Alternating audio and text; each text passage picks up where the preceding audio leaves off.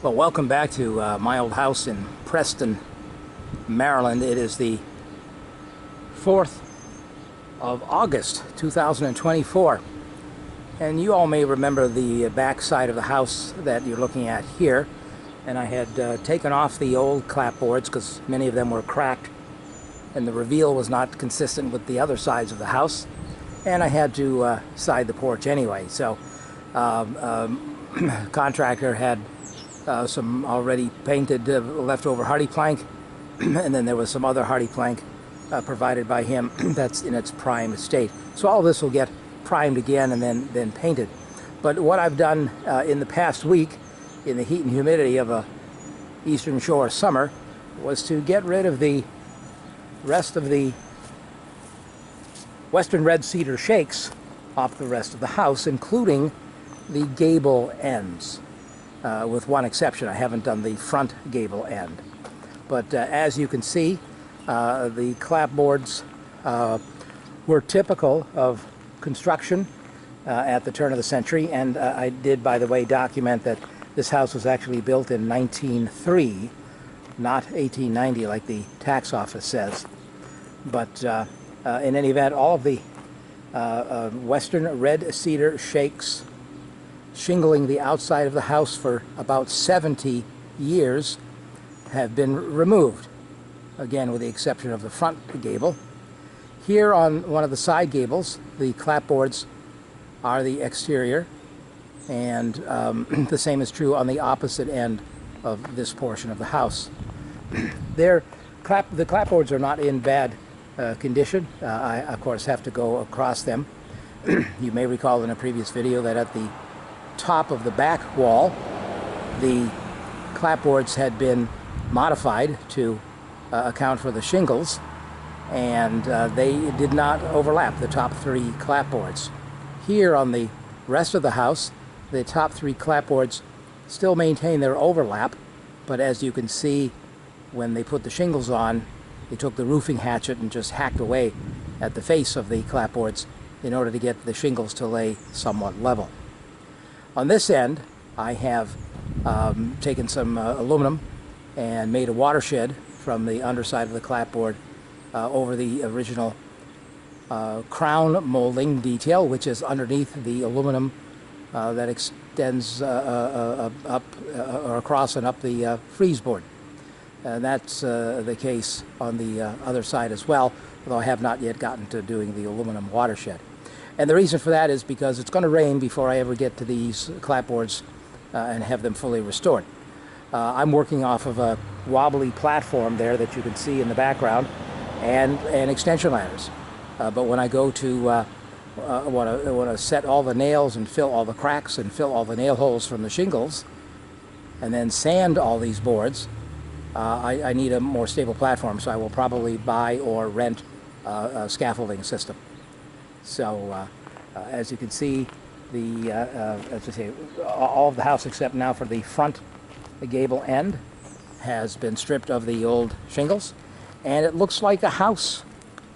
It looks much more like a house to me. I love the clapboards, I love the corner boards, I love the simple trim details, and that's what I want to bring back and restore. Now, I've mentioned before in a previous video that on the side gables, this side and the opposite side, from the inside you can see that they were clapboarded. But here on the front gable, on the inside, I see sheathing boards. I don't see clapboards, which would indicate to me, let this truck go by, which would indicate to me that on the front gable, most likely there was something decorative, either diamond or square or probably a fish scale type of shingling as the exposed siding. Very common in this period home, and in fact across the street you can see my neighbors got replacement siding, but horizontal clapboard in effect, but above on the gable end of the front of the house it's the fish scale. So I am hoping that underneath this, and I have not yet looked, there is a fish scale. But if there isn't a fish scale and it's just the sheathing, meaning when they put the shingles on 70 years ago, they stripped off the fish scale or whatever decorative siding was there, then I've just got sheathing underneath those shingles. And the sheathing is not going to be watertight like the clapboards are, essentially. So that means when I strip those shingles off, I need to be prepared to put something back on in order to make that watertight. So I don't know if I'm going to strip off those shingles in the next few days and just staple some plastic up there, or if I'm going to hold off on stripping those shingles until I have a solution. So what I'll probably do is lean out that attic window and try to remove a couple of the shingles just to see what's underneath. And if fish scale is there, great, then I can rip off the remaining shingles and get to the restoration in due time. If the fish scale shingles are gone and directly underneath the cedar shingles here are the sheathing boards, then I may wait until I'm ready to do the permanent solution. Because this is a lot of work. And I do have some help that I have hired, one fellow, and he's a good worker. But it does obviously cost money to pay him by the hour. But anyway, just wanted to give you a video of the house without the shingles, so you get an idea as to what the potential of this place will be. These gutters and downspouts are going to be redone. You know, here you can see the corner board of the house and the round bead detail, which was squared off when they put the shingles on. It's unfortunate that they hacked all that stuff up, but as I said in a previous video, I'm able to substitute a modern PVC pipe for the bead detail. It'll look just the same and ultimately require no maintenance. Now when I do the paint on this, what I'm going to be doing is stripping all of these clapboards using a power tool, and then they'll be sanded once all the paint is gone, and then they'll be primed, and then they will be painted. And I'm thinking of doing a cream color or a pale yellow for the color of the body of the house, and all of the trim would be in white, you know, sort of as you see it here on the porch. Of course, again, those clapboards on the porch are the Hardy plank. It's a modern but very, very durable over the course of time. And again, you can see the white primer on the trim. So in the meantime, this is the last gable end that was just stripped, and I'm going to go up the ladder with you on the video so that you can see what went on back in the day as far as how they did the transition from the first two floors, sidewall of the house, to the gable end of the house. So bear with me in the video as I try to climb this ladder without falling off it while doing the narration and holding the camera. So I'm fortunate enough to have a couple of extension ladders, and but I'm not going to be doing, as I say, the restoration work that I need to do via ladder. I'm going to get the scaffold, so I'll have a much safer and larger platform on which to work. And by the way, I think I had mentioned in a previous video that there was a window here. I didn't know until I took the shingles off the other day whether or not the clapboards were still here, but not. It's just a piece of plywood. What I'm going to do is take the plywood out. I will restore the 5/4 inch trim that goes around the window, and then I will fill in the field where the window would have been with the clapboard siding. So obviously someone will see that, oh, there was a window there, and then they'll get a prize for being the Einstein of the week. So as I say, I'm still making my way up the ladder because I got one hand on the ladder and one hand on the camera. So at some point, I think when the roof was redone 8 or 9 years ago, some of the wood details were wrapped with aluminum so they wouldn't be a maintenance problem. And indeed, what you're looking at here is the aluminum that is covering the frieze board, which kind of separates the stories 1 and 2 on the sidewall from the gable end of the structure. In addition, they wrapped the returns and the eave with aluminum, and they put a vinyl soffit underneath, and behind that soffit, in the horizontal plane, is the wood soffit that's still intact. And behind the aluminum here is the original fascia and the crown molding detail. That's why you have the angle. It's because they didn't take the crown off. They left the crown intact. And we're going to try to take a closer look at that as I go up another step or two.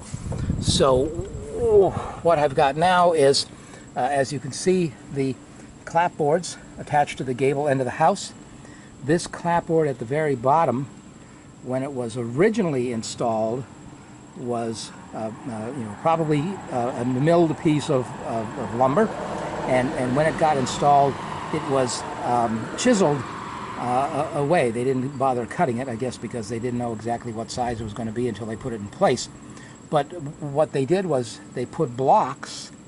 These sections of wood that you see here are actually just blocking that are nailed into the framing behind, and then in front of that is the top edge of the crown molding, which is this piece here, and behind this aluminum is the crown molding itself, which was at the very top of the wall, on top of the clapboard, and or rather on top of the fascia. So, and of course that would have been a maintenance item, because this is real wood and it's still here 121 years later, and not too much worse for wear. Obviously you can see the paint, etc., on it is flaked and is peeling, and that's one of the reasons why they wrap this with aluminum, is so it'll stay dry, hopefully, if the sheet metal work is done correctly, but you'll never have to see it, you'll never have to paint it again. In my fantasy life, I would strip off all of this aluminum and restore the wood details to the house, and that may be done, but not in the next 10 years. So the goal now is to, as I say, as I did on the other gable end, is to get a watershed installed here, because it's supposed to rain this afternoon, and not have to worry about any leaks until I get to the point where I've got a stretch of dry weather, I have the scaffolding, and I'm able to tackle the entire gable and wall at one time. Because when I do that, I need to deal with the window trim, need to deal with the old flashing from the shingles that's on top of the window. I actually have replacement windows from my neighbor, whose house is the exact same house as this. So I'll be able to put in new sashes that are in better shape than mine, and then proceed accordingly with the restoration of the exterior of the house. Again, I'll be leaving the aluminum and the soffit and such in place until such time as the house gets painted, and I'm happy with it for a while, and then maybe undertake another project, and people will call me even crazier than I am now. Be that as it may, this is the way it should be done. This is a really it wasn't a fancy house mansion. It wasn't a Richardsonian Romanesque stone mansion. Some of those are absolutely stunning, but it was a very for the time well built. The person who had it built, his name was Jesse Wright. He had a farm. He decided to retire in town after the death of his first wife, and he married again, and there was a brouhaha when he died. I think it was like 1917 or 1919, and the kids from the first marriage were adamant about the fact that the second wife was not going to get the house. So I don't know what she got, but she didn't get the house. And in any event, it sold to Charles and Elizabeth Bradley, and Charles died, and the widow Bradley was somehow unable to maintain the house. She may have not been able to pay the taxes, so it was sold by the trustees of the county, and then for $3,500 in 1930, it was sold to Admiral Carmine. Admiral George Carmine. Carmine was an admiral in the United States Coast Guard. When he retired to this house, and he owned it from 1930 to 1947. In 1947, the Bovers bought it. Albert and Alta Bovers. in 1947, and Albert was a clockmaker, and so he had the extension on the back of the old garage was built by him for his clock shop. And the Bovers lived there. He died, Albert, I'm not sure exactly when, maybe the 80s. And the widow Bovers, Alta, gave power of attorney to her daughter, Karen, and Karen ultimately sold it to a fellow by the name of, last name was Collins, and he had it and he refinanced it twice in the early 2000s, and he ultimately lost the house to the bank. And in 2000 and, let's see, I guess in 2000 and sometime in the 2000 teens, the house fell into the ownership of the bank, Fannie Mae actually, and they sold it to the person who owned it prior to me, Richard Schaeferman. He had it for 8 years. He bought it at foreclosure.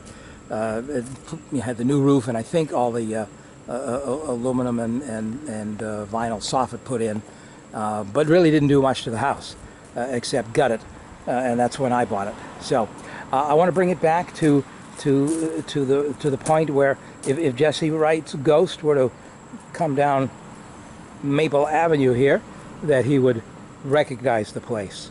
And he said, "What's that thing on the side of the house?" "Oh, that's the electric meter."